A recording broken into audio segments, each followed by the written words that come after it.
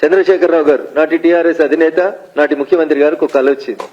ఈ project design మార్చాలని, కొత్తగా కట్టాలని, దాని లోపల ఇంకా ఎక్కువగా ప్రజలకు ఉపయోగం జరగాలని చెప్పి ఒక కార్యక్రమాన్ని వారు మొదలుపెట్టిండ్రు.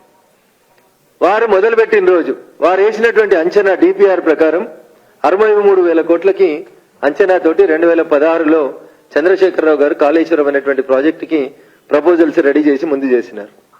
63,000 కోట్లు కాస్త డిపిఆర్కి వచ్చేసరికి 80,000 కోట్లు అయింది. ఈ రోజు దాకా ఖర్చు పెట్టింది 105,000 కోట్లు ఖర్చు పెట్టిండ్రు. జూన్ 2024కి ఈ ప్రాజెక్టు పూర్తి చేస్తాం. దీని కాస్ట్ వచ్చి 1,48,000 కోట్లు అని చెప్తున్నారు. కాదు దీనికి ఇంకొక 1,000 కోట్లు అదనంగా ఖర్చు అవుతుందని మొత్తం 1,49,317 కోట్లు కావాలని చెప్పి దీన్ని జూన్ 2024కు పూర్తి చేస్తామని పేపర్ల మీద మంచి మంచి అందమైనటువంటి నివేదికలను తయారు చేసి పుస్తకాలు తయారు చేస్తున్నారు.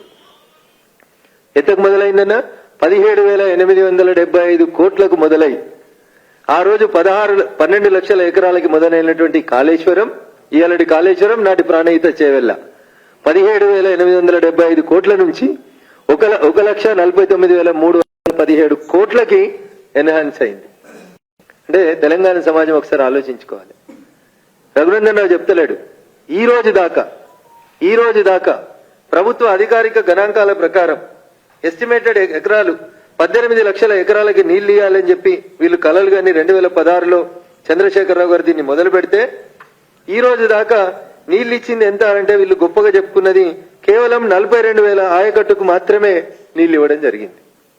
ఎంత ఖర్చు పెట్టిరన్నా ఇయ్యలేడు దాకా 1,05,000 కోట్ల రూపాయల నిధులని ఖర్చు చేసి 1,05,000 కోట్ల రూపాయలని ఖర్చు చేసి ఇయ్యాలటి దాకా వీళ్ళు ఇచ్చినటువంటి ఎకరాలు ఎంత అంటే 42,000 ఎకరాల ఆయకట్టుకు మాత్రం అదనంగా నీళ్లు ఇవ్వగలిగింది 10 సంవత్సరాల బీఆర్ఎస్ ప్రభుత్వ పాలన. ఇదంతా మెష్ అవుతుంది కాబట్టే ఏసీబీ ఇన్వెస్టిగేట్ చేస్తేనో మేడిగడ్డ పోలీస్ స్టేషన్ లో ఎఫ్ఐఆర్ చేస్తేనో దీనివల్ల ఫలితం జరగదు. కాబట్టి దీని వెనకాల ఉన్నటువంటి కంపెనీ తెలంగాణ సమాజం అంతా తెలుసు, దేశం అంతా తెలుసు. మెగా ఇన్ఫ్రాస్ట్రక్చర్ అనేటువంటి మెగా అనేటువంటి ఒక కంపెనీ దీని వెనకాల ఉంది. ఈ ఒక్క కంపెనీయే సుమారు 48,000 కోట్ల రూపాయలు out of 1,05,000 crores of rupees లో 48,000 కోట్ల రూపాయల లబ్ధి జరిగిందంటే అదొక మెగా కంపెనీకి మాత్రమే జరిగిందనేది ఇప్పటిదాకా అనేక రకాలైనటువంటి నివేదికలు రాష్ట్ర ప్రభుత్వం ముందున్నటువంటి నివేదికలు తెలియజేస్తున్నాయి. ఇవన్నీ కప్పిపుచ్చుతున్నారు. కాబట్టి నేను గౌరవ ముఖ్యమంత్రి రేవంత్ రెడ్డి గారికి ఒకటే మాట్లాడుతున్నా. ఉత్తమారెడ్డి గారు సమీక్షించిర్రు, ఎల్ఎన్టీని తిట్టిర్రు, రేవంత్ రెడ్డి గారు సమీక్షించిర్రు, మొత్తం డీటెయిల్ గా రిపోర్ట్ ఇయ్యండ్రి, అవసరమైతే హైకోర్టుకు ఉత్తరం రాస్తాం, సిట్టింగ్ జడ్జి తోటి విచారణ జరుపుతాం. ఎందుకన్నా ఇవన్నీ డొక్క తిరుగుళ్ళు ఎందుకు? స్ట్రైట్ మీరే అమిత్ షా గారికి రాసిన ఉత్తరంలో ఏం రాసిరంటే, నా దగ్గర కాళేశ్వరం ప్రాజెక్టుకు సంబంధించిన అవినీతి ఆధారాలన్నీ నా దగ్గర ఉన్నాయి, మీరు విచారణ ప్రారంభిస్తామంటే నేను పూర్తి సాక్ష్యాధారాలు మీకు ఇస్తా అన్నారు వారు. నేను అడుగుతున్నా రేవంత్ రెడ్డి గారిని, అన్ని సాక్ష్యాధారాలని ఒక ముఖ్యమంత్రి హోదాలో ఒక ఎన్వలప్ లో పెట్టి ఒక సింగిల్ పేజ్ ఉత్తరం, ఇగో ఇన్ని సాక్ష్యాధారాలు నా దగ్గర ఉన్నాయి కాబట్టి వీటన్నింటినీ పరిశీలించి తెలంగాణ సమాజం కోరుతుంది కాబట్టి తెలంగాణ రాష్ట్ర ముఖ్యమంత్రి హోదాలో కాళేశ్వరం ప్రాజెక్టు మీద మెగా కంపెనీ చేసినటువంటి కరప్షన్ మీద సిబిఐ చేత విచారణ జరిపించండి అని 4 లైన్లు రాసి పంపురన్నా. There ends the episode. Rahul Gandhi garu అన్నారు కదా, కరప్షన్ కాళేశ్వరం అన్నారు కదా, పైసలు తీసుకొచ్చి పేద ప్రజల అకౌంట్లలో వేస్తామన్నారు కదా, నెల రోజులే అయింది కదా. ఆ దిశగా అడుగులేస్తే బాగుంటుంది. కాంగ్రెస్ పార్టీ పెద్దలకు ఇంకేమైనా ఆధారాలు కావాలంటే నా దగ్గర ఉన్నటువంటి పూర్తి సమాచారాన్ని నిన్న వాళ్ళకి పంపించేటువంటి ప్రయత్నం చేసినా చేరిందని నేను అనుకుంటున్నా. ఈ ఆధారాలు ఇంకా వాళ్ళకి చేరలేదంటే ఖచ్చితంగా ఈ ఆధారాలను వాళ్ళకి పంపించడానికి నేను సిద్ధంగా ఉన్నా. అన్న ఈ రిపోర్ట్ ఎంత క్రిస్టల్ క్లియర్ గా చెప్తుందంటే, లోను మార్చి 2022 వరకు లోను కట్టాల్సినటువంటి లోను తెలంగాణ ప్రభుత్వం కట్టకపోవడం వల్ల 10,000 కోట్ల రూపాయల వడ్డీ వచ్చి ప్రిన్సిపల్లో జాయిన్ అయిపోయిందన్న. 10,000 కోట్ల రూపాయల వడ్డీ వచ్చి ప్రిన్సిపల్లో యాడ్ అయిపోయింది. మార్చి 2022 వరకు వడ్డీ కట్టకపోవడం వల్ల ఈ వడ్డీ 3 నెలలకోసారి చక్రవడ్డీని లెక్కేసుకుంటూ పోతే జూన్ 2024 వరకు 1,49,000 కోట్ల 1,49,317 కోట్లు టోటల్ కాస్ట్ అవుతుంది. కాబట్టి దయచేసి కాంగ్రెస్ చేసిందా, బీఆర్ఎస్ చేసిందా, మెగా కృష్ణారెడ్డి గారు చేసిందా, వాప్కోస్ చేసిందా, విజయ బ్యాంక్ చేసిందా, పవర్ ఫైనాన్స్ కార్పొరేషన్ లిమిటెడ్ చేసిందా, ఇవన్నీ పక్కన పెట్టుండ్రి. తెలంగాణ ప్రజల మీద వచ్చే ఫైనాన్షియల్ ఇయర్ కల్లా 1,50,000 కోట్ల భారం పడబోతుంది. దాదాపు అది రాష్ట్ర బడ్జెట్ తో సమానమైనటువంటి డబ్బులు.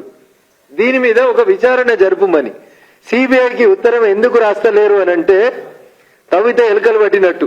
చాలా మంది పెద్దలకు అర్థం కాని ఏంటంటే ఇవన్నీ పంచాయతీలు ఆడిపోయినాయంటే మన రాష్ట్రంలో జరుగుతలేవంట. పక్క రాష్ట్రంలో ఉన్న ఒక పెద్ద మనిషి చుట్టూ వీళ్ళంతా ప్రదక్షిణ చేస్తుర్రని, ఈ మెగా కంపెనీ పక్కన పోయి కర్ణాటకలో కొన్ని కాంట్రాక్టులు పొందిందని, అక్కడ ఉన్నటువంటి ఒక గౌరవ ప్రజాప్రతినిధి గారు తెలంగాణలో కూడా చక్రం తిప్పుతున్నారని, వారిని మీరు కలిసినారని, మెగా కంపెనీ పెద్దలు కలిసిండ్రని, అందుకనే ఈ పంచాయతీ అంతా కేవలం మేడిగడ్డ వరకే కన్ఫైన్ చేసి ఎల్ఎన్టీ సంస్థ వరకు మాత్రమే దీన్ని ఆపేసి అసలు కాళేశ్వరం కరప్షన్ కి కారణభూతమైనటువంటి మెగా కంపెనీని పక్కకు తప్పించాలని చెప్పి కొన్ని కుట్రలు జరుగుతున్నాయని చెప్పి ఒక విషయం తెలంగాణ సమాజంలో చర్చ జరుగుతుంది.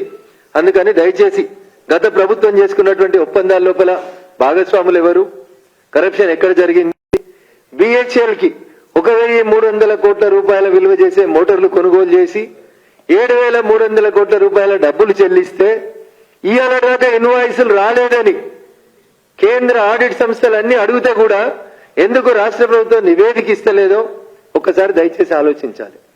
సో కాళేశ్వరం మీద ఒక్క నిమిషంలో అసెంబ్లీలో పవర్ పాయింట్ ప్రజెంటేషన్ తోటో లేకపోతే హైకోర్టులో మేడిగడ్డ ఎఫ్ఐఆర్ ని సిబిఐకి ట్రాన్స్ఫర్ చేయమని కథను డైవర్ట్ చేయడానికో దయచేసి చేయొద్దని, నిజాయితీగా తెలంగాణ సమాజం పక్షాన గట్టిగా నిలబడతా కొట్లాడతా అని చెప్పినటువంటి ముఖ్యమంత్రి గౌరవనీయులు రేవంత్ రెడ్డి గారు మీ కష్టం లేకుండా, మీ మీద బురద పడకుండా ఒక 4 లైన్లు పెట్టి భారత ప్రధానమంత్రికి మీరు ఉత్తరం రాయండి, సిబిఐ చేత విచారణకు అడుగుదాం, మీరు ఉత్తరం రాస్తే ఆ దిశగా భారత ప్రభుత్వం అడుగులేసేటట్టు భారతీయ జనతా పార్టీ నాయకులుగా మేము కూడా ప్రయత్నం చేస్తాం. తెలంగాణ ప్రజలకి దక్కాల్సినటువంటి సొమ్ముని తిన్నటువంటి సంస్థలు, వ్యక్తులు ఎవరైనా వాళ్ళ నుంచి కక్కిద్దామని చెప్పి గౌరవ ముఖ్యమంత్రి రేవంత్ రెడ్డి గారికి విజ్ఞప్తి చేస్తూ